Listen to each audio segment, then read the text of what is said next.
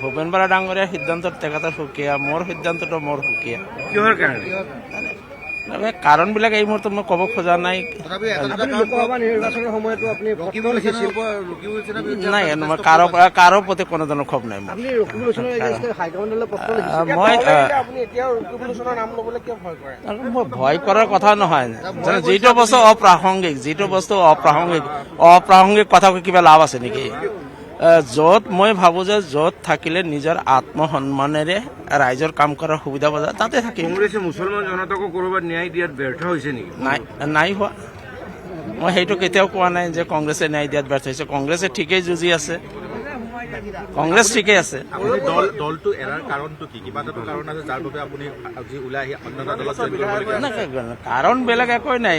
মই অখিল গগৈক ভাল পাওঁ, বাছ য়ং ল'ৰা, বহুদিনলৈকে ৰাজনীতিত থাকিব, বহুত আগলৈ যাব। মই যদি অলপ কণ্ট্ৰিবিউট কৰিব পাৰোঁ মই ভাল না হ'লে তাতে বহুত মানুহ আছে, বহুত মানুহ আছে তাতে, মানুহৰ অভাৱ নাই। কিন্তু অখিল গগৈ ডাঙৰীয়া যিহেতু নতুন দল, তাতে মানুহৰ প্ৰয়োজন আছে।